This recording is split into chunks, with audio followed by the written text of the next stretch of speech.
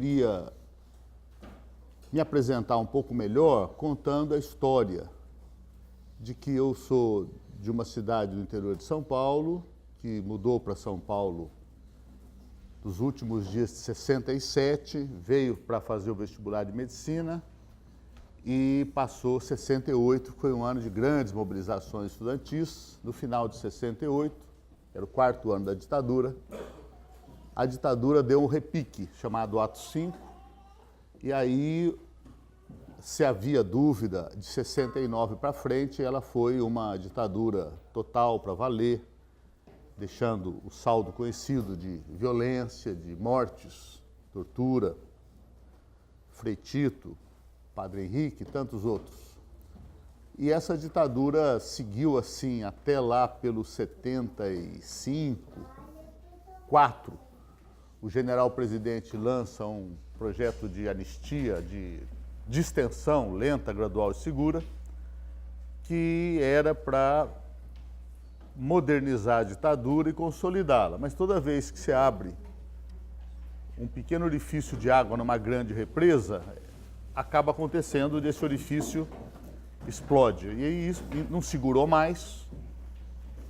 O Brasil, a partir de 75, começou a ter mudanças muito importantes. Vocês, as suas antecessoras, seus antecessores, em 75 já organizaram uma grande Assembleia Popular lá no Colégio Santa Maria, na Zona Sul de São Paulo. Imagino, alguém daqui estava presente nessa Assembleia? Só o Pedro Pontual. Veoso também? Não. Ali começou a nascer o movimento do custo de vida.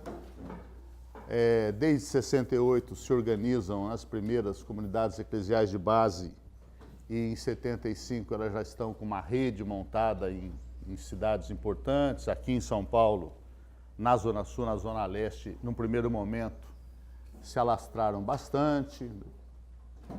Dom Angélico na Leste, também Dom Mauro Morelli na Sul e outros momentos. 75 é o ano em que assume a presidência do Sindicato São Bernardo Lula, que ainda não era o Lula de 3, 4 anos depois. Começa o movimento pela anistia. Eu, estudante de medicina, ia começar o 3º ano quando fui preso. Fui preso porque estava engajado na resistência clandestina ao regime militar. Era militante da ALN de Carlos Marighella, a mesma organização, onde estavam lá relacionados os dominicanos, o próprio Frei Tito, que eu mencionei, Frei Beto. E fiquei 5 anos na cadeia. Quando saí, também aquelas coisas da liberdade condicional, de exigências de emprego, havia já uma rede, e logo de cara eu conheço Pedro Pontual, que era uma pessoa bem próxima, um braço direito de Maria Nilde Marcelani, uma pessoa também da igreja, do ensino vocacional, pedagoga, presa, punida pela ditadura. Eu vi alguém chegando com uma camiseta do Valdemar Rossi, mais ou menos na mesma época, né, que o Valdemar foi preso, torturado, Dermi Azevedo, tanta gente conhecida. E lá no Sede Sapiense, Madre Cristina Sodré-Dória, havia uma espécie de comitê clandestino, não era clandestino, era discreto, de solidariedade aos presos políticos. O advogado Greenhalgh fazia um pouco essa ponte, e foi ali que eu conseguia apoio para aquele atestado que você precisava de apresentar na auditoria militar, de emprego, etc. Tal. E fiquei trabalhando ali até que Pedro, Maria Nilde, começa a organizar o Centro de Educação Popular do Instituto Sede Sapiense, que existe até hoje. E, nesse momento, com ele, com outras pessoas, Frei Beto, fizemos lá um trabalho de formação política na periferia de São Paulo.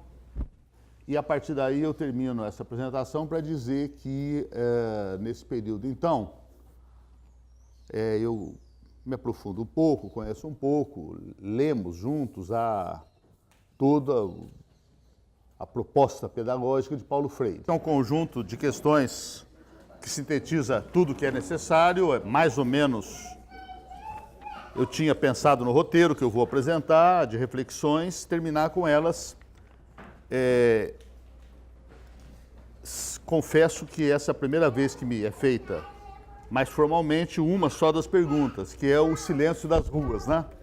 Então essa eu preciso ainda de organizar melhor, eu não sei bem o que eu penso disso. Bom, e do modo geral, a análise de conjuntura, ela é uma busca de sistematizar dados, como diz a palavra, no seu conjunto. Então, se você tem o dia inteiro, você faz uma análise de conjuntura no dia inteiro. Aí você gasta 2 horas para a conjuntura mundial, 2 para a economia, que é sempre muito importante para entender o país, os rumos do país, dos países. Depois se concentra nas questões da política, da mobilização social, do pensamento social, que é algumas perguntas, né? Por que o povo não reage como nós achamos que devia reagir e tal? E a análise de conjuntura, ela é sempre um exercício de racionalidade. De racionalidade quer dizer, de pressupostos lógicos. Então, para uma pessoa como eu e outros, mas eu trabalho análise de conjuntura há muitas décadas. O Pedro lembra que lá no Instituto Sede Sapiense, no final dos 70, ou no máximo dos primeiros anos dos 80, 81, nós criamos um grupo de uma vez por mês, com pessoal da igreja, tinha uma ou outra exceção, agente pastoral, padres, freiras, e fizemos ali durante anos, né? E eu nunca parei de falar, de escrever, refletir sobre isso, e nunca houve uma conjuntura brasileira tão difícil de analisar como essa de hoje, pelo seu elemento de imprevisibilidade. Eu sabia desde aquele tempo, os livrinhos que a gente lia, até do Betinho, como fazer análise de conjuntura. O Betinho falava, análise de conjuntura é que nem leite, se você deixa fora da geladeira um dia, azeda. Então é atualidade. A Martha Honecker, Chile, marxista, a conjuntura é momento atual da luta de classes. E o que é o atual? Quando começa o futuro? O futuro começa todo dia. E o que é o atual? A Hannah Arendt, grande pensadora dos direitos humanos, ela fala o momento presente é uma rápida passagem entre o passado e o futuro, mas ela chama o não mais e o não ainda. Então, o presente é o que não tem mais e o que não tem ainda, né? Então, quando a verdadeira democracia vem, é o não ainda. E o que é verdadeira democracia também daria uma semana para nós aqui, né? O que é uma verdadeira democracia? Democracia já é difícil. Eu estudei no meu mestrado democracia durante 6 anos e sei que tem 30 boas definições, muitas delas opostas entre si. De um conhecido pensador, economista, que teve até coisas boas na economia, chamado Schumpeter, que define democracia como mercado eleitoral, votos. Os atores se organizam para conquistar como produto o voto. É a definição minimalista, a menor possível, essa que está alastrada pelo planeta, né? E as formulações clássicas do famoso discurso de Lincoln, lá no cemitério de Gettysburg, regime de governo do povo, pelo povo, para o povo, as definições lá do Aristóteles e as nossas definições, que são democracia como alguma coisa que não pode se limitar a regras do processo eleitoral.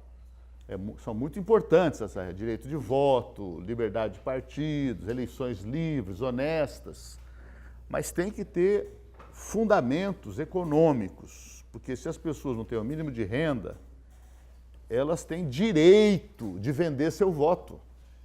Porque ela fala, com o dinheiro que me deram para eu votar, eu alimento meus bebês, meus filhos. Então não é aquela coisa assim da gente também ter raiva do povo, porque o povo vende voto. Muitas vezes vende, mas vende em função da defesa da vida, de si mesmo, e tem gente que não vende o voto para defender a própria vida, mas defender a vida de alguém da família, etc.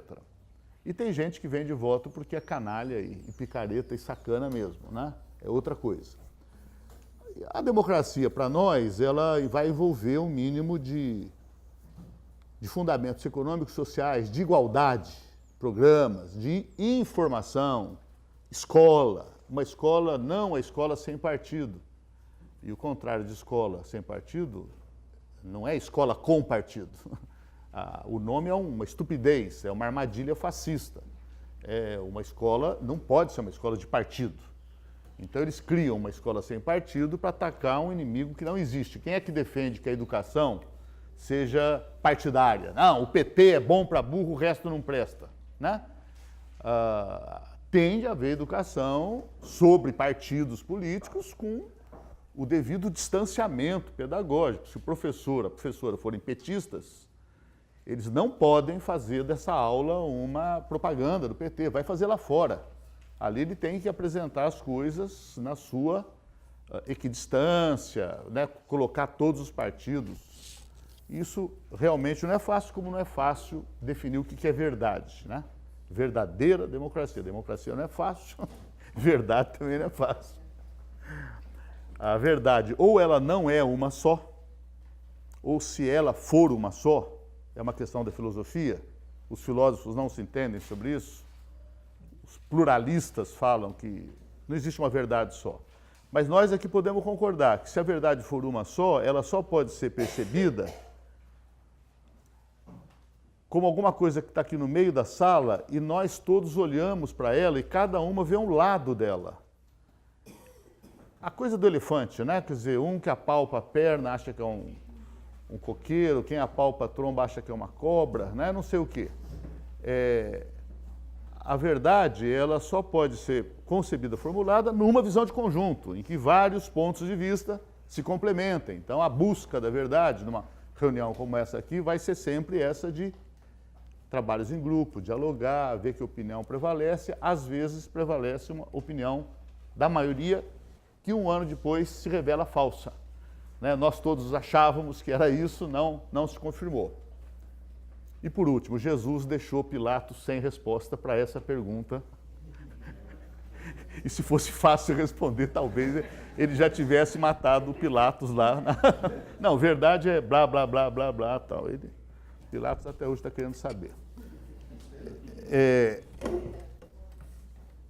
Então, vamos falar dessa imprevisibilidade, porque o momento me parece um momento raro na história, mas ele existe, ele não é toda hora. Ele é pautado por forte irracionalidade. A burguesia faz no Brasil coisas hoje que não correspondem aos seus interesses. Muitas coisas correspondem. Acabar com os quilombos, acabar com o Parque Ambiental Renca, isso corresponde. Agora, ela, no ataque a Dilma, no ataque ao Lula, ela solapou os próprios interesses econômicos. Ela ganhava mais dinheiro do que ganha agora. Ela está numa aventura em que ela pode se firmar como está querendo, privatização do pré-sal, começar a ganhar dinheiro, bolsa subindo, como pode não se firmar. E o poderoso mercado interno brasileiro que foi despertado no período Lula e que fez essa burguesia ganhar dinheiro como nunca, ela ganhou muito mais dinheiro no período Lula do que no período Fernando Henrique, que era o seu queridinho, mas não adianta, o ódio, né, a concepção de classe histórica de um país escravista, Casagrande, Senzala, o genocídio indígena, foram mortos 5 milhões ao longo da história. E até hoje existe um ódio generalizado que eu, como ministro, auferi ali de viva voz. Eu fui visitar um juiz de direito, Passo Piraju, lá, região de Dourados, de uma reserva indígena, tinha havido lá um episódio, um homicídio, então prisão de uma índia grávida dormindo no cimento. E eu, ministro, falei com o juiz, não pode, viola a lei. Bom, se viola a lei, o senhor é ministro, o senhor sabe como procurar os seus direitos. Juiz de direito. me mandando abrir um processo contra ele, né? Ele tinha autoridade, o juiz falou, ela vai continuar dormindo no chão. Então, ódio de um juiz que era bem querido lá na cidade, porque combatia contrabando, porque não sei o que e tal, mas ele falava, eu não gosto de índio. Com um juiz de direito falar isso para o ministro dos Direitos Humanos, né? Então, nessa irracionalidade, que foi a irracionalidade do nazismo, e há um ciclo em que o nazismo, você vai descobrir 6 anos depois, é uma grande estupidez da humanidade que custou 60 milhões de mortos, 6 milhões de judeus por serem judeus. Não tinham nada, não, são judeus, tem que ser exterminado. Isso não interessava a burguesia alemã, mas são ciclos de irracionalidade que eu não sei no Brasil se vão se reorganizar em 2018, se vão seguir, se é um começo de golpe que ainda pode se agravar mais. E, na comparação, a gente ainda vem um golpe para valer, se não. E também não é bom que ninguém entre numa discussão dessas com certezas, porque serão certezas falsas. Isso é um problema nosso, dos analistas, dos militantes. Nós precisamos de aprender a conviver com a incerteza, porque os elementos são de incerteza. Tem argumentos de um lado e de outro. Mas isso é muito difícil, porque a pessoa acha, se eu não tenho certeza, eu não sei lutar. Não, tem que aprender a lutar mesmo com incerteza, porque na hora, a luta é outra coisa. Você tem que decidir se faz greve ou não. Eu tenho incerteza. A decisão não pode esperar. Então eu vou ter que tomar a decisão, faço a greve, não faço a greve, e acatar a decisão de maioria. Agora, querer transformar isso em certeza vira guerra de fundamentalistas. Eu tenho certeza que esse golpe está só começando. E outro, eu tenho certeza que não. Ou eu tenho certeza que o Lula vai ganhar a eleição. Ninguém deve ter certeza de nada, muito menos eu, e a gente procurar ver tendências. E a cada semana, mês, por isso que a conjuntura não é para ser feita uma vez por ano, ela tem que ser atualizada para saber, olha, a evolução da última semana, dos últimos 15 dias, do último mês, apontam nesse sentido. E a pergunta geral, ela tem que ser como nós chegamos até aqui? E tem uma frase de um pensador socialista que o objetivo da ciência não é o porquê das coisas, o porquê é um objetivo da filosofia. Por que que o mundo é mundo? Por que que o ser humano? Por que que as questões todas da teologia? A ciência discute o como, processos. O que que é o buraco negro? O que que é a física quântica? O que que é não sei o quê? Como é que... Então, como nós chegamos até aqui? Se me desse um dia, eu falaria um dia inteiro.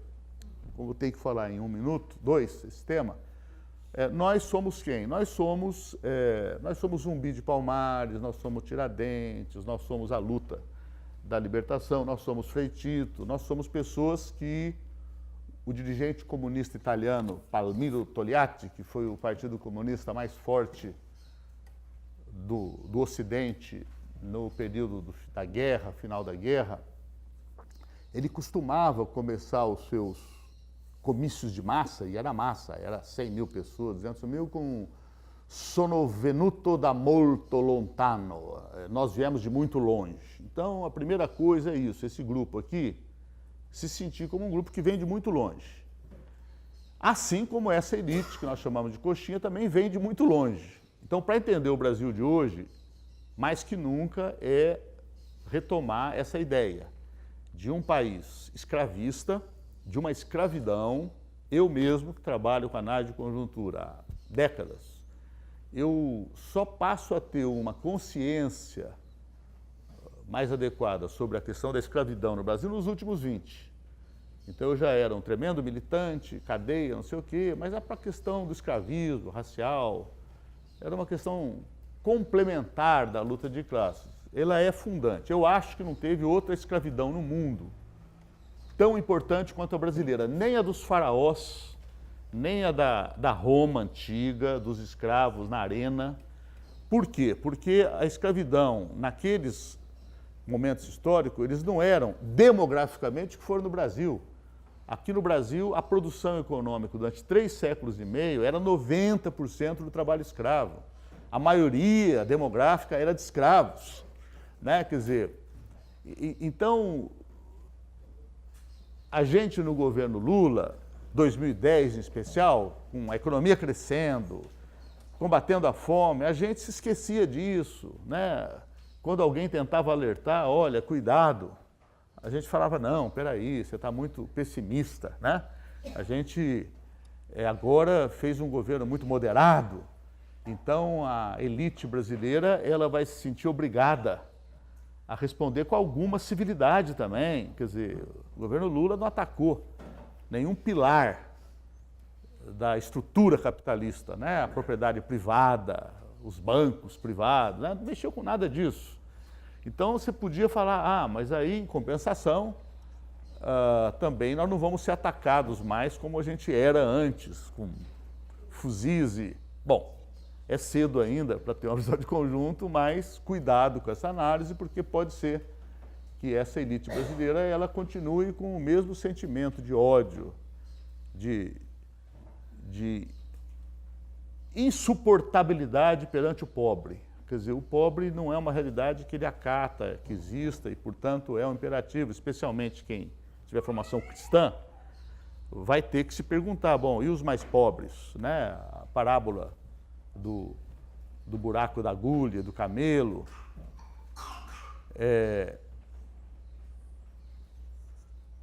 E o governo Lula, ele representou uma vitória dos pobres, da classe trabalhadora brasileira, na eleição de 2002, que ela era, para um analista de conjuntura frio, absolutamente improvável. Ela era muito pouco provável. Como é que você enfrenta a Globo, enfrenta esse sistema financeiro, o sistema partidário, essa corrupção que está aí, com um partido que vocês viram nascer, crescer, estão no PT, não estão, alguns já saíram, outros se desencantaram, mas é um ciclo histórico em que o PT galvaniza um ciclo da sociedade brasileira. Ele, na sua composição, ele junta um sindicalismo novo que estava tomando corpo, a maior parte dessa militância política das comunidades eclesiais de base, que deram a estrutura do partido em vários estados.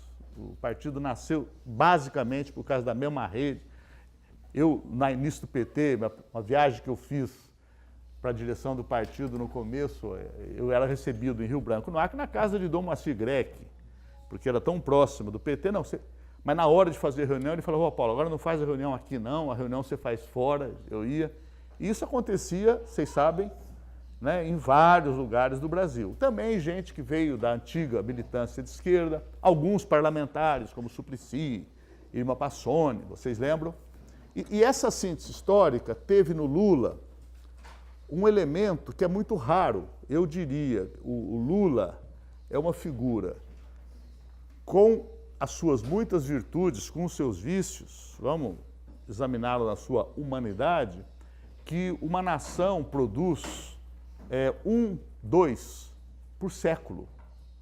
Porque pessoas dotadas como Lula existem mais.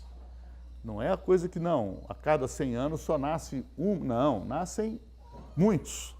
Só que esses outros, eles não vivem o encontro de rios que o Lula representou, que é a sua experiência pessoal do menino pobre, retirante, nordestino, que vem, vai lá vender laranja na rua, vira dirigente sindical, cresce, etc. tal, essa história pessoal, com a história de um país, né, que vinha de uma ditadura, a ditadura perde força, se organiza contra ela e vence. E aí foram 25 anos, um quarto de século de crescimento, um ciclo histórico. E eu digo que isso é muito importante porque 2017 não resta dúvida de que o ciclo é oposto. O ciclo se inverteu. Houve 25 anos e não é que o ciclo é uma curva assim. Vocês lembram, é assim. Você ia lá, perdia diretas já, né, perdia não sei o quê. Fernando Henrique fez lá boa parte das privatizações, mas se você olha a curva do zigue-zague, ela está ascendendo. e até onde ela vai e se inflete, com certeza 2010 é o ano de proclamação de uma dúvida, que é: nós seremos capazes de governar? Então, em 2010, a resposta é: não só somos, como somos o melhor governo que o Brasil já teve. No quê? No crescimento econômico, recuperação do salário, 30 milhões de pessoas resgatadas da pobreza, políticas de inclusão escolar, né?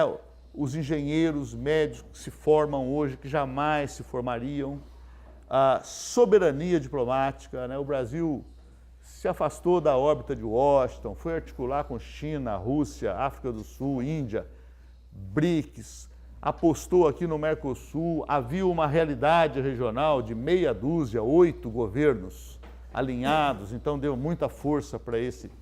E em 2010, a gente tinha essa coisa de um PIB crescendo a 7,5%, pleno emprego. Na minha vida nunca houve um período de tanto emprego. Os salários reais chegaram, no caso do salário mínimo, a dobrar de tamanho. A economia no Nordeste, especialmente, ela vicejou, houve grandes mudanças. Quem viaja pelas mesmas regiões do Nordeste, viajava há 20 anos, fala de que, olha, são 2 países, programas como 1 milhão de cisternas,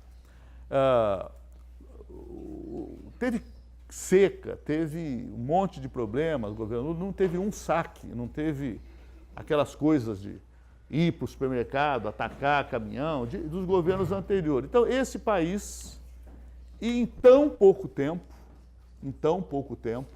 você reverte para uma situação oposta que vocês resumiram bem nas perguntas de início. Bom, o governo Lula representou uma aposta, que eu já disse, de moderação, talvez no mundo inteiro um governo de esquerda que tenha sido o mais moderado de todos, né? Vamos conviver, né? Eu trabalho muito perto do Lula, há 37 anos aqui, ó, a 500 metros nessa esquina aqui da Nazaré, onde nós estamos desde 1990, eu lembro dos empresários visitando o Lula, telefonando, Abílio Diniz, estou ligando para dar parabéns, o senhor não sabe o que o senhor fez por esse país, né? O povo está comendo, o povo está... Pão de Açúcar está vendendo, né?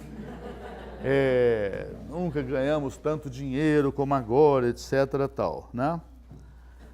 Bom, e por que isso se reverteu? É também matéria para um dia ou vários, e eu tenho aqui algumas sugestões, vocês têm, e no todo nós precisamos de seguir dialogando para ver então o que prevalece.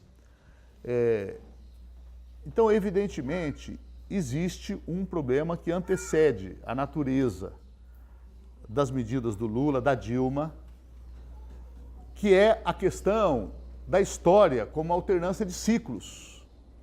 Porque mesmo no pensamento socialista, eu defendi durante muito tempo uma visão que predominava, e hoje eu estou muito longe dela, que era o seguinte: a história ela caminha para um porto já definido, o porto do socialismo, da igualdade. Eu ainda menino, eu perguntava: bom, mas se ela já caminha, por que eu vou lutar então? Né? Aí os meus instrutores se reviravam todos: não, porque o indivíduo também tem... Não, se a história caminhasse para o socialismo, cada um de nós podia ficar em casa, etc. tal. A história não caminha para lugar nenhum. A história caminha para onde os atores sociais conduzem. Quem analisa a história se divide, e nós, democratas, socialistas, teologia da libertação, somos tributários de um pensamento chamado iluminista, que tem 300 anos, 400, não mais do que 300, que é o pensamento de que a história caminha para frente. Antes disso, a visão de história, os gregos, por exemplo, é cíclico, é o tempo da agricultura. É um repetir-se eterno. Estações, lua, chuva, plantio, colheita, e tudo era assim. O iluminismo é que projeta pela primeira vez uma ideia de progresso da humanidade, perfectibilidade do ser humano, da sociedade humana. O ser humano, ele se torna, por assim dizer, melhor. E essa é uma opinião filosófica que não é consenso. O cristianismo, evidentemente, está aí, o socialismo está aí. Agora, há pensamentos, Nietzsche, uma boa parte da reflexão de Freud, que não é por aí. É que o ser humano ele tem uma divisão entre o anjo e o demônio, entre o ser amoroso e o ser de ódio, que eu acho que nós precisamos levar em conta um pouco hoje também, em que só o pensamento socialista não dá conta de explicar. O Alexandre Frota, né, para dizer um nome da semana, né? Quer dizer, faz isso, vai, aí agora sai xingando, né? O juiz deu ganho de causa para Eleonora contra ele, vocês acompanharam esse caso, né? E ele declara na mídia, o juiz votou com a bunda, sabe assim? Então são coisas da propagação do ódio, né? Da mentira, da falsidade. Inventaram um negócio chamado pós-verdade, em que agora você defende uma posição, mas cadê o fundamento? Não preciso. É a minha convicção, é assim porque eu penso que é assim. O que eu estou chamando de irracionalidade. A teoria da pós-verdade, ela não tem nenhuma racionalidade. Então, se você for iluminista, né, como nós, acreditar que a história vai para frente, nós temos que acreditar que nós estamos num daqueles momentos do zigue-zague, mas que a curva vai ser retomada. Quando? É uma boa discussão.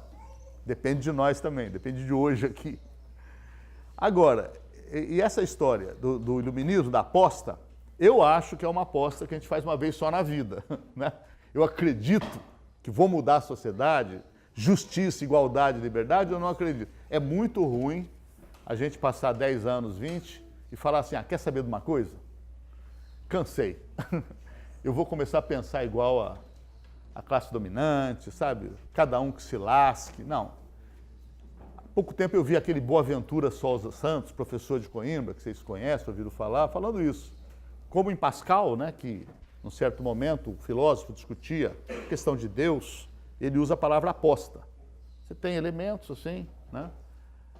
Não vai ter provas irrefutáveis, você tem que ter, pela fé, a sua definição. Então é um momento de aposta, e a nossa aposta só pode ser uma. Acreditar que nós vamos reverter esse quadro. Porque para que uma reunião, o curso agora, monitores, o curso de janeiro, se a gente achar que, olha, não tem mais jeito, vamos cada um. Então é perseverar. E eu, a minha idade, lá no sindicato, na CUT, onde eu trabalho, sou chamado, posso lembrar tranquilamente que nós saímos de conjuntura muito piores do que essa. Olha, essa reunião eu cheguei aqui, estacionei o carro ali, sem nenhum cuidado de olhar se tinha alguém na esquina. Na Assembleia do Colégio Santa Maria, tinha gente do DOPS lá dentro, até babacas deram bandeira, foram desarmados. O pessoal nosso foi lá e arrancou o revólver do cara, botou ele para fora, né? Então, claro, há uma juventude está dizendo, agora está a ditadura, tal. Não está a ditadura. Nós temos um Estado em que o chamado Estado Democrático de Direito, a regra da lei é pouco usado em português, mas é muito usado em inglês. Qualquer livro aparece. The Rule of Law, a regra da lei, ela está suspensa. A lei é feita a cada dia pelo mesmo juiz Gilmar Mendes. Ele fala uma coisa no caso da Dilma e o seu oposto no caso do Temer. E não tem ninguém para mostrar para ele o vídeo, para dizer, olha o que você falou para tirar a Dilma, olha o que você fala para manter. Está assim. Está assim. A Carmen Lúcia foi desempatar esse último voto. Uma pena, aquele espetáculo da mulher, que a gente quer que desempenha bem a sua função por ser mulher, ela fica 1 hora dando voto de Minerva, porque empatou 5-5, e os 5 de um lado faziam perguntas para ela, ela respondia em acordo com os 5. E os 5 do outro faziam perguntas, ela respondia de acordo com os 5. Então ficou até a última hora sem saber em quem que ela ia votar. Gente, aí o povão pode olhar aquilo e nem saber o que é isso, mas tem todo um mundo entre o povão e essa elite, que é o mundo do direito, estudantes de direito, defensores públicos, procuradores, juízes. Tem juiz bom também, não é só fascista, Sérgio Moro, não sei o quê. Tem figuras, né? Essas pessoas falam, não, esse país está sem direito. E o legislativo? O Temer descaradamente, declaradamente comprou a votação. Se calcula em 35 bilhões. Cadê as panelas batendo? Pá, pá, pá, pá, pá, pá, pá. Cadê? Cadê a luta contra a corrupção? Que a Globo não era a luta contra a corrupção. Era a forma escolhida para tirar aquele grupo de esquerda, PT, não sei o quê, se possível acabar com toda a esquerda, não só com o PT, para impor um ciclo de longo prazo da direita. Agora, nós demos chances para isso, deixamos vulnerabilidades, claro que deixamos. Então, assim, vários erros, inclusive nesse quesito. Ah, mas o pessoal do PT praticou crimes na acepção jurídica, precisa ou ética. O pessoal do PT praticou esporadicamente. Deve ter havido, sim, meia dúzia de casos. Pega um cara como Delcídio, né? Você vê aquilo, você fala, não, isso aqui é muito provável que tenha feito mesmo, né? Negociado. Agora, o que muita gente fez foi se render aos mecanismos de financiamento. Agora, nesse grupo aqui, eu quero ter uns minutos que vocês vão se sentir um pouco chocados comigo, porque pode parecer que eu estou defendendo as regras da corrupção. Porque, especialmente na igreja, a discussão da política é muito marcada por um tema muito positivo, que é ética na política, ética na política, ética na política. Agora, o que eu vou falar para vocês aqui, eu falei do lado do Fábio Comparato, lá na escola de governo, numa palestra em que ele acabou de falar, eu disse para ele, falei, mestre, esse curso aqui não é um curso sobre ética na política. Esse curso que você está dando é o curso da política ideal dos sonhos. Porque hoje, um vereador, um deputado, que vem das comunidades de base, ele tem que tomar decisões no seu dia a dia, que raramente são opções entre a boa política linda e a feiosa, horrorosa. Isso não existe na política. A política envolve decisões do dia a dia em que você se alia e chama o Zé Alencar para ser vice do Lula ou não. E hoje pode parecer, não, foi muito sábia a decisão, homem bom, não traiu como o Temer traiu a Dilma, né? Empresário rico, mas naquela época não era. A ideia de trazer um empresário, presidente da FIENG, que é a Fiesp de Minas, maior grupo têxtil do Brasil, cheio de problemas trabalhistas, parecia para muitos uma opção. Ah, mas vai chamar o Duda Mendonça? Não, não pode chamar. Então, são regras assim. Se o Lula e o PT tivessem se mantido afastado dessa política de alianças, de contratar marqueteiros corruptos e caros, etc. tal, ele provavelmente não estaria no cipoal em que está hoje. Mas provavelmente não teria vencido a eleição também. Provavelmente não teria vencido também. Portanto, 30 milhões de pessoas que saíram da pobreza, teria saído. Então, essa discussão era anterior, dentro do partido, dentro da esquerda. Plínio de Arruda Sampaio, fundador do PT, veio aqui, o Lula me chamou, eu participei da reunião, comunicar ao Lula que ele estava se afastando. E dizendo, nós temos que durante 20 anos lançar candidatos só para vereador, deputado, não disputar governos, porque durante 20 anos nós temos que preparar as condições da sociedade para quando ganhar e poder aplicar um regime e tal. Aparentemente é uma ideia boa, mas eu respondi, mestre, mas se a gente ganhar a eleição antes desses 20 anos, morrendo de fome, 1 milhão de crianças por ano, nós podemos também salvar a vida de 20 milhões de crianças. Pensou nisso ou não? A ideia de que se você faz um governo com alianças e moderação, Não é que você vendeu a sua alma ao diabo. Você fez uma coisa que em si é complicada, difícil, gera desacordos, gera rachas, mas em compensação você reuniu forças para mostrar para o Brasil, pela primeira vez na sua história, que a democracia é possível, que valorizar. Então essas polêmicas não são resolvíveis. Não sei se existe essa palavra, né? Elas são irresolvíveis ou insolúveis, como a gente diz. Se elas são solucionáveis, né? É polêmica, debate democrático, aqui nessa sala vai ter as duas opiniões. Então se tratava de fazer um manejo em que depois que passou e veio uma derrota, fica mais fácil do que antes ver os erros. Era difícil ver os erros na hora. O Lula me chamou um dia lá para uma conversa, e a minha relação com ele é de um ministro para o seu chefe, mas também de um amigo pessoal de tanto tempo. Então ele fala, mas Paulinho, fala uma coisa para mim. Existe tortura ainda no Brasil? Existe tortura? E a pergunta dele era sincera. Era sincera. Eu olhei para ver se era. Falei, presidente, existe tortura no Brasil todo santo dia, presidente.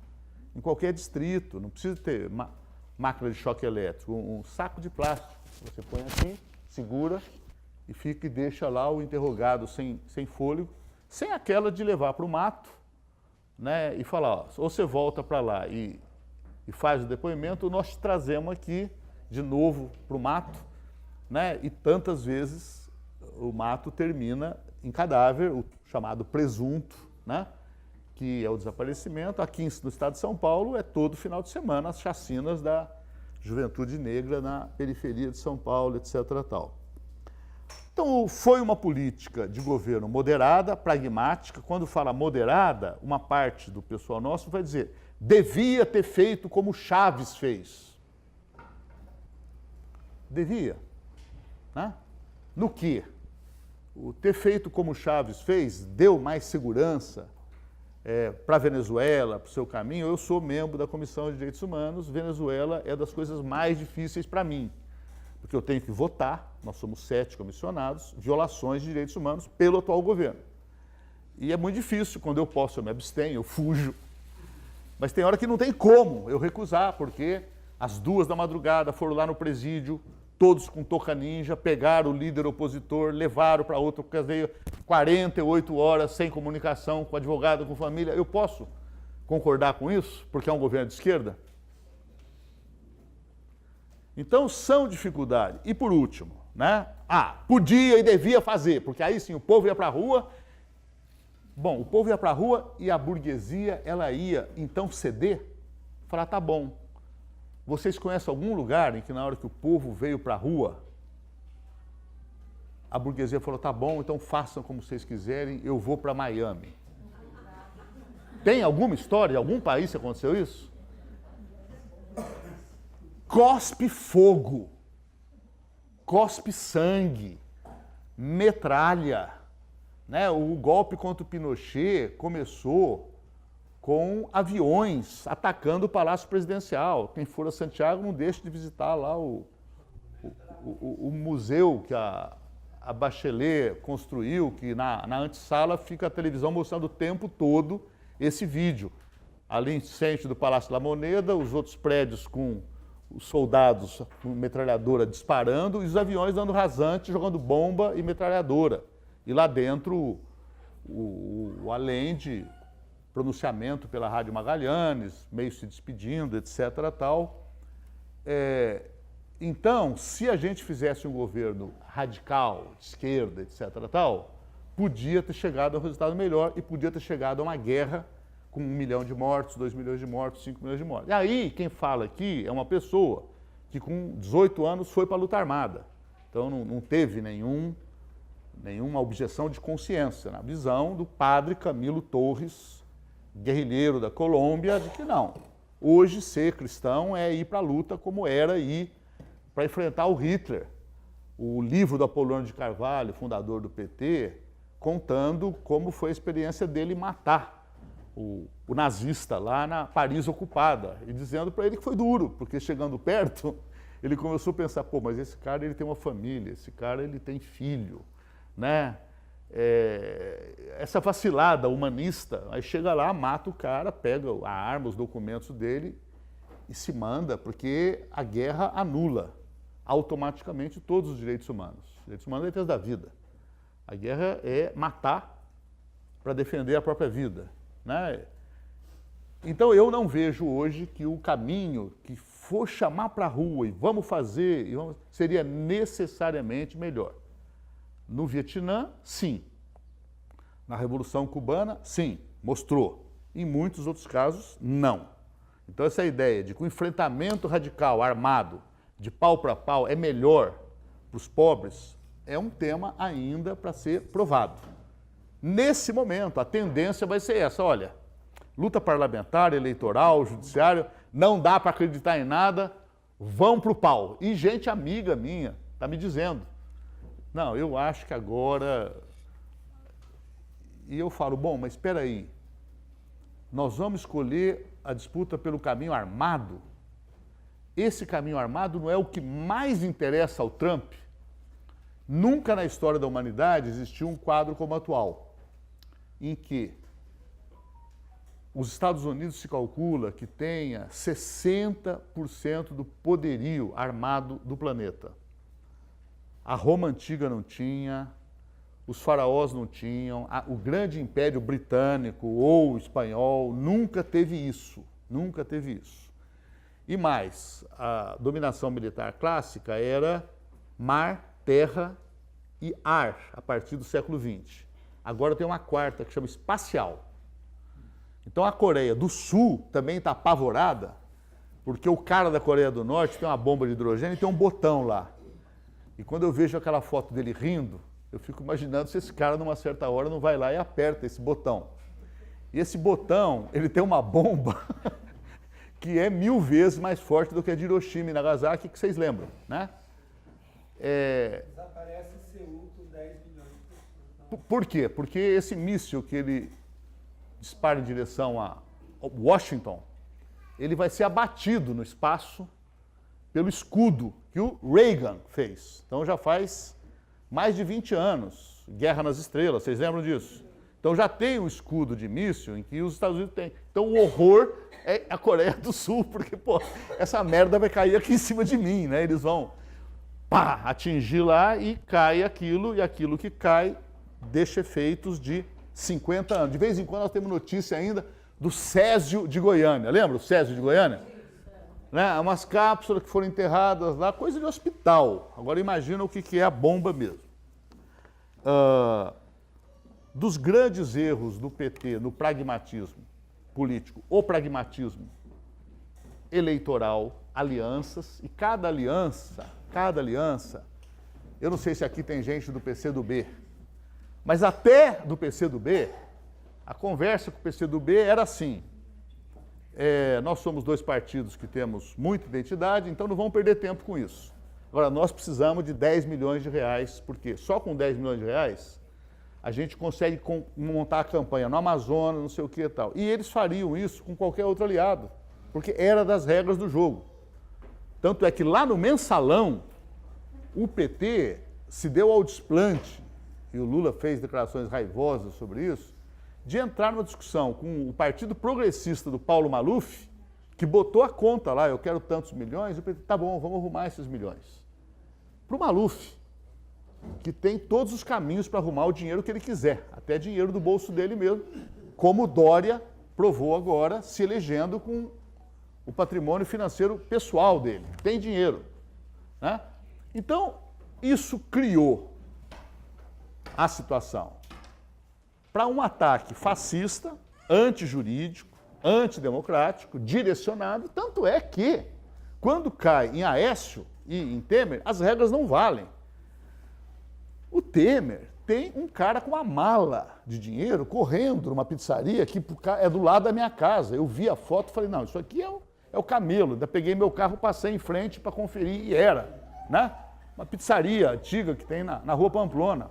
Mala de dinheiro dele, do Temer. O Gedel, que é o capataz dele, com aqueles 51 milhões ali na sala, né? Então, nesse contexto, você pode falar de um golpe que não é só o golpe contra Dilma. Ele quer continuar. E antes de chegar nas perguntas, vou dizer que o Temer, ao assumir, para um analista de conjuntura, tinha que fazer a análise que eu fiz naquela época. Eu não podia chegar lá e falar, o Temer vai fazer o que ele está fazendo agora. Que seria uma aposta minha. Eu dizia, ele pode tanto fazer uma coisa tipo Itamar, eu tenho 2 anos de mandato, vou tentar segurar, não vou fazer nada nem para um lado nem para outro, aí eu garanto minha vida política e tal. Claro que ele era demasiadamente corrupto para poder suportar esse jogo, porque há 20 anos o ACM, Antônio Carlos Magalhães, fez uma piadinha com ele. O Temer é aquele professor constitucionalista, né, que é a matéria dele, especializado em direito portuário. A piada do ACM era o seguinte, o Porto de Santos é do Temer há décadas. Por que que é dele? É a única coisa que ele pede. Porque ali ele montou todo um esquema com a questão de impostos, cargas, contrabandos, o que seja.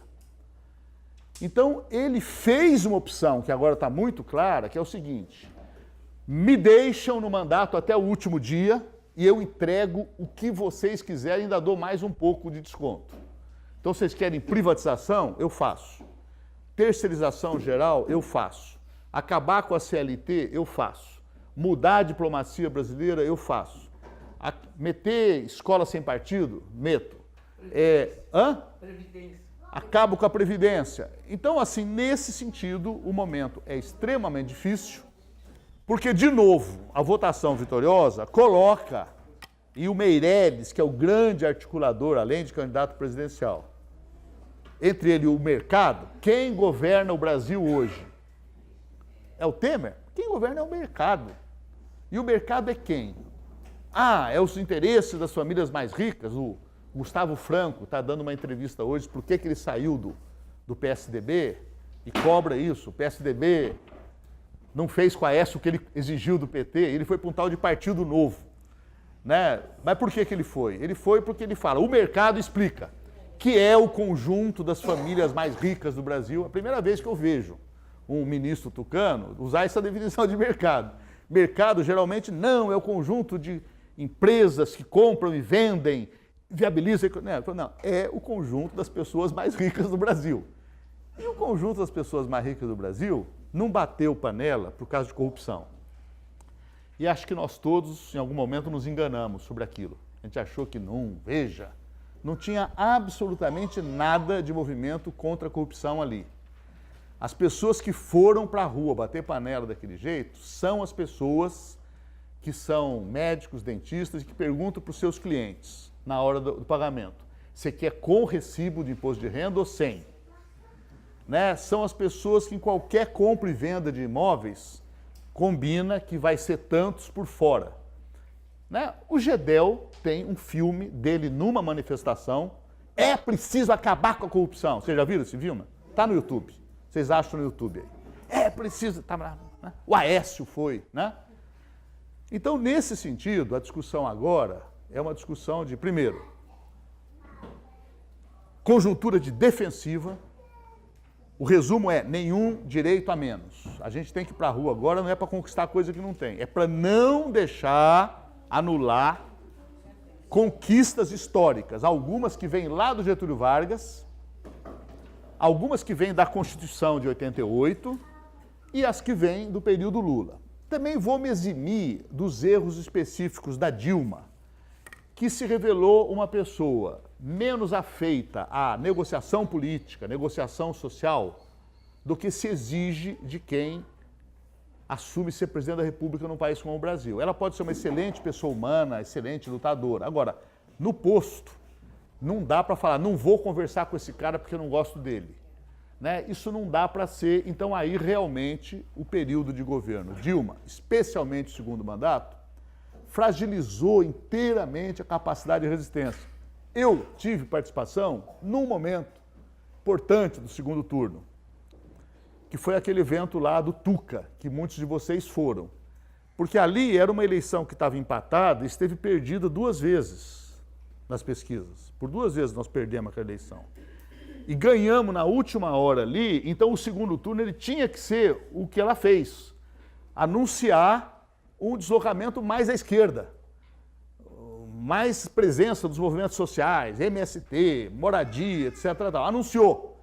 E o Tuca foi o momento simbólico desse discurso, que aí deu uma incendiada numa juventude que estava, minhas filhas, né, adultas, 30 anos, gostam do PT, mas estavam ali no limite, voto ou não voto.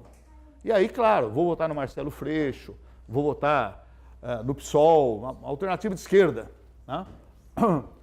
Essa juventude resolveu votar na Dilma. E a Dilma, eleita no segundo mandato, ela nomeia um ministro da Fazenda que começa a fazer o ajuste igualzinho esse que está aí agora, vocês sabem disso, né?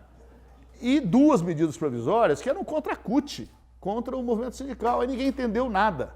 Então, nessa desorganização das fileiras, ficou fácil para o ataque golpista, antidemocrático. Mais uma vez, a burguesia brasileira fala, democracia para mim é um valor de troca. Eu gosto da democracia, das suas regras, quando eu ganho o jogo. Quando eu perco, eu não gosto. Quando eu perco, eu vou aproveitar a primeira chance.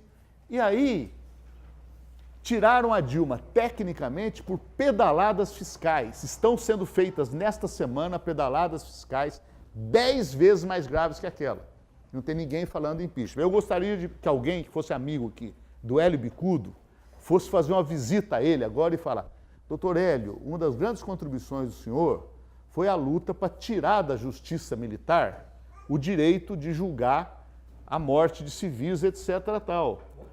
O senhor, ao lado da Janaína Pascoal, o senhor foi uma das pessoas que foi... Por que desde aquele dia o senhor nunca mais abriu a boca para falar da mala, para falar da sala, para falar do ataque generalizado aos direitos humanos? Ele foi membro da Comissão de Direitos Humanos, onde eu estou agora. Foi membro por 8 anos. Então, essas contradições, né, que a gente lamenta muito, inerentes ao ser humano, esses vais e vêm, são mágoas pessoais também. No caso dele, é uma demanda política que ele apresentou, não foi cumprida, então aí declarou guerra. Eu começo a terminar, para ir nas perguntas, e dizer, olha, o cenário internacional também é muito preocupante. Quando eu falava de ciclos da história, e falava que você não caminha sempre assim, especialmente no Brasil, tem uma lei de Newton, que é um grande físico, e que ele fala, toda ação provoca uma reação igual e contrária. Esse princípio dele, ele fundamenta e conta, para quem não estudou física aqui, é o remo. Com o remo eu empurro a água para trás e a água me empurra para frente. Toda ação provoca uma reação igual e contrária. Igual em intensidade e direção e oposta em sentido, né?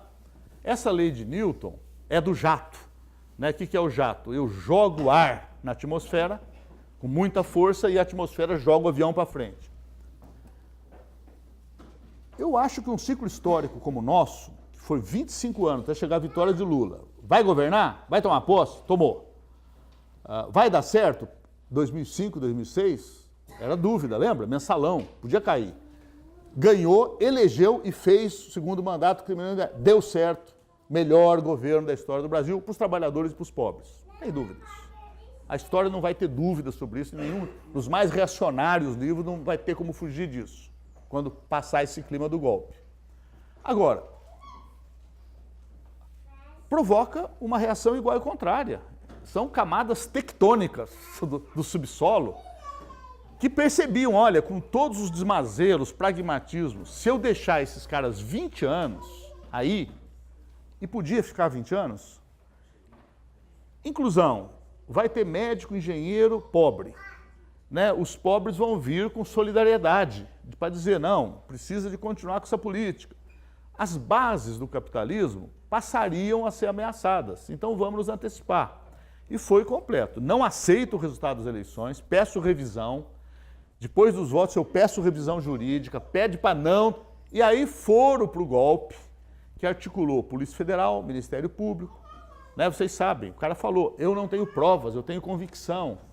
Aí no caso do Dallagnol, essa mistura com o fundamentalismo religioso, conservador, que é o mesmo da escola sem partido, contra os direitos da mulher, contra a união homoafetiva, as várias pautas comportamentais, tudo isso se funde e chega a esse momento de derrota. Agora, toda derrota como essa, ela não tem como ser superada da noite para o dia. Então, eu acho que 2018 seria um calendário demasiado apressado. Ah, mas o Lula é candidato presidencial? Ele é mais candidato hoje do que ele era 1 ano, 2 anos atrás, porque quando ficou claro o jogo, e pela lógica, né, que eu falei, é uma conjuntura irracional, então a lógica não tem muita força, mas se tiver um mínimo de lógica, não vão poder deixar o Lula ser candidato. Porque você faz um golpe como esse, termina com o Lula sendo eleito, e o Lula é um candidato imbatível. Saiu hoje de novo? Eunício declarou voto nele, Renan Calheiro, porque são raposas da política, porque estão lá no Nordeste. Não, aqui se não for Lula, eu estou arrasado. Agora, mas o Lula pode? Não, o Lula pode ser enfrentado agora, enquanto ele é massacrado pela Rede Globo, pela Jovem Pan, pela CBN, etc., como vocês sabem, com exceção da nosso Rádio Brasil Atual, que eu vou terminar fazendo propaganda da TVT e da nossa rádio, né? O que ela faz é deixar sem palavra. Vai ter 40 dias com o Lula na televisão, ele falando com o povo. E eu lembro das campanhas eleitorais, Duda Mendonça, João Santana, na hora que a gente fazia reunião, testando as peças, e entrava a gravação que a gente fez com o Lula para ver se estava boa ou não, os marqueteiros, eles babavam com aquele produto chamado Lula. Ele fala, não, nunca apareceu uma pessoa que tenha essa capacidade na televisão de criar um canal de comunicação. E na hora que o Lula aparecer e falar, olha, mentiram muito, o apartamento do Guarujá, a história é essa, o sítio de Atibaia, a história é essa, etc. Não, só fizeram isso comigo, porque sabem que eu não tenho dinheiro. Se eu tivesse dinheiro, não tinha história de reforma. Porque com o meu dinheiro eu reformaria, alguém foi pedir para uma empresa para ajudar por causa disso, mas o que interessa é que alguém defendeu política para os pobres aqui. Quem foi? E lá no Paraguai, país onde eu sou o relator da OEA, o Lugo, que hoje é presidente do Senado, não é candidato também porque a lei não permite, ele lidera todas as pesquisas de opinião. E foi um governo fraco, um governo que não mobilizou, um governo em que ele é meu amigo pessoal, em que ele, como um ex-bispo, fazia coisa do tipo, domingos, saía com um grupo de amigos, dando passeio de Harley Davidson, que é uma moto norte-americana caríssima e rara, o bispo e mais meia dúzia passeando de Harley Davidson, né? Agora, ele pegou o Bolsa Família do Brasil e criou como Tecoporã, lá, nome Guarani para a mesma coisa. Criou mais 2, 3 programas, saúde e família, pequenininhos, sem dinheiro. Essa memória o povo paraguaio tem. Só teve um presidente que lembrou de nós. Isso, no caso do Lula, é acachapante. Então, pela lógica, eles vão impedir o Lula. E o Lula, então, falou, se a lógica é essa, então eu sou mais candidato do que nunca, para dizer claramente, estão me caçando, estão me condenando e me tornando inelegível, porque sabem que nas urnas ninguém ganha. Pode juntar Marina, Aécio, quem vier que vai perder. E vai perder. Né? Então nós estamos nessa batalha, às vezes aparece um jurista dizendo que, olha, pelo prazo tal do calendário, se a votação for 3-0 ou 2-1, dá tempo dele, em julho, criar. Então tem aí algumas chances jurídicas, que é um pouco cedo para a gente dizer. Pela lógica, se lógica houver, não vão deixar o Lula ser candidato. Agora, semana passada, a outra que eu estava no Uruguai, na anterior, eu almocei com ele aqui. E aqueles momentos de jogar a conversa fora, e foi engraçado, porque o Lula, ele tem, entre o balanço dos seus vícios e virtudes, a coisa mais de cair o queixo no Lula é a energia. Então a garra dele, essa coisa, que é muito a força do povo. O povo está agora amedrontado, está quieto, mas não pensem que o que se passou está apagado na mente. Vai voltar no momento que nós não sabemos, dependendo de como se faça para voltar. E quando voltar, volta com força. E quando a gente voltar a ser governo, e nós vamos voltar a ser governo, nós vamos fazer um governo muito melhor do que o primeiro, porque já temos uma experiência anterior, que não vai cair na mesma coisa de, oba-oba, nós somos os bons, tudo que a gente faz está certo, etc. Tal. E às vezes, quando eu falo em auditórios maiores, essa coisa, em que nós voltaremos a vencer, o pessoal aplaude, né? E eu espero o aplauso e falo, e vamos voltar a perder de novo. Porque a vida é assim, a nossa vida familiar é assim, a nossa vida na escola é assim, a vida lá na igreja é assim, a vida na fábrica é assim, a vida na política é assim. Ou a gente vai, ganha e nunca mais vai perder. Temos que preparar o ciclo, e os ciclos de vitória, eles são preparados nos momentos de derrota. A gente só ganhou em 2002 e foi capaz de fazer movimento custo de vida, criar PT, CUT, comunidades eclesiais de base, os movimentos de igualdade racial, direitos da mulher, criança e adolescente, tudo isso no aprendizado daquela dura derrota.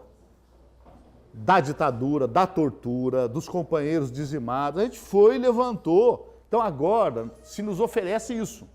Nós estamos aptos ou não? Eu tenho dúvidas sobre o tamanho e a profundidade da revisão do próprio PT.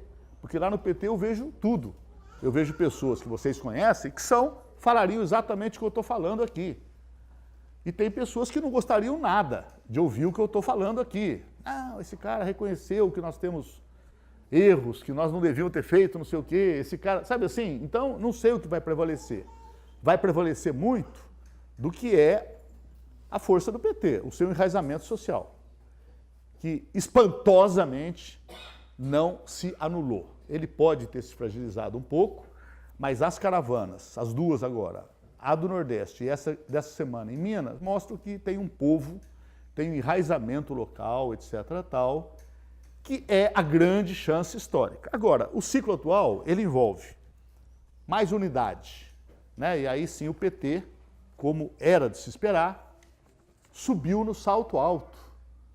Isso acontece, né? Quer dizer, na mitologia grega, na filosofia grega, tem um ciclo, que eu quero dizer aqui, híbris nêmesis. A híbris é o momento em que o ser humano, na vitória, ele se sente Deus. Então ele começa, e o time de futebol é assim, o partido político é assim, o Lula é assim. Hã? Quem? Corinthians. A híbris é esse momento. Aí na mitologia, na filosofia, é bom. Aí ele desperta a raiva dos deuses e vem o castigo, nêmesis, né? O outro momento, que aí nós estamos vivendo agora a fase nêmesis, a fase de que a porrada veio, como que nós vamos lidar com ela e quando voltarmos a vencer, não cair de novo nessa empolgação e saber trabalhar a vitória, o triunfo, com a serenidade da derrota, a firmeza, relativizar um pouco. Agora, foi o problema da batalha dos meios de comunicação de massa. Nós não podíamos ter tido a força que o Lula tinha em 2010 e não ter feito um mínimo de democracia. Eu falo agora como presidente da TVT e da Rádio Brasil Atual. Eu estou metido nisso agora com o meu projeto de vida. Porque não ter televisão, não ter rádio, fazer como eu faço, das 7 às 9 da manhã, ouça a nossa rádio. Façam isso. Quem não faz ainda, começa amanhã. 989 FM. Aí é 2 horas de notícia dos movimentos sociais, do movimento popular, do movimento quilombola, do movimento indígena, das entidades que são ligadas, da POSP, dos bancários. Então vai. Televisão, mesma coisa. Televisão nós temos mais. TVT é mais difícil de sintonizar, é digital 44.1, mas aí muitos lugares vai precisar de uma antena, aí é outro rolo. Mas e quem tiver internet consegue os dois da internet. Hã? Tem o Jornal dos Trabalhadores. Jornal dos Trabalhadores, às 7 horas. Agora nós levamos o Zé Trajano, que é um comentarista conhecido de esportes, então ele já duplicou a nossa audiência. Na prisão do Lula, nós batemos 1.700.000. No velório da Marisa, batemos 7 milhões. A televisão europeia mostrou nossa imagem, a Globo mostrou nossa imagem, com logo de TVT lá em cima, no Jornal Nacional.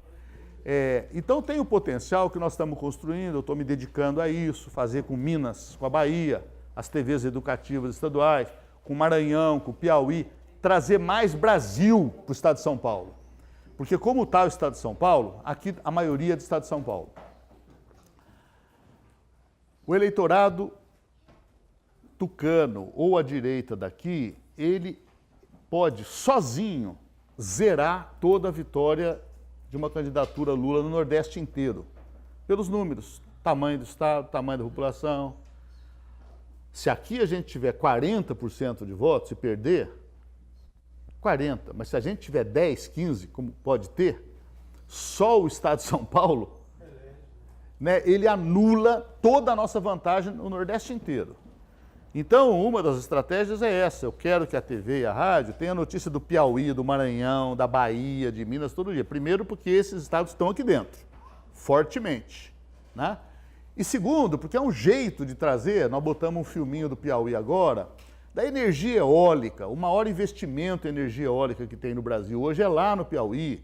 Um empreendimento de 2 bilhões e 600 mil reais. E energia do vento, energia do sol, é isso que precisa, né?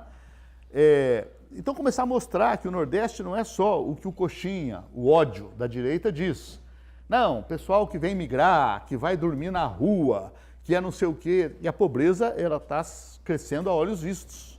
Ali na região da Paulista, onde eu moro, a cada dia, cada calçada que eu caminho às 6 da manhã, aumenta visivelmente. Onde tinha 2 pessoas dormindo, são 8, são 10, e vai crescendo, né? Então, o silêncio das ruas é decorrente também desse período em que nós, além de termos subestimado a importância essencial de democratizar os meios de comunicação, os movimentos sociais terem suas rádios, televisões, redes, TVs públicas, né? Aí, mais ou bem, Venezuela você vai para lá, como eu vou, é meio a meio. Então tem metade das televisões fazendo o que a Globo faz, mas tem metade falando o contrário. Opa! Aí tem democracia, ou seja, o cidadão ouve as duas. Agora, se eu não achar lá a Rádio Brasil Atual, é do massacre, outro massacre, outro massacre, outro massacre, com mentira, né? Com picaretagem. Agora mesmo lá eu vi a Globo do Maranhão, do Piauí, pegando um ambientalista para falar, mas essa energia eólica não é boa, porque cria problemas também para a natureza, não cria? Aí entra o cara falando, não cria. O que eu estou vendo de animais, de passarinhos decepados, gente,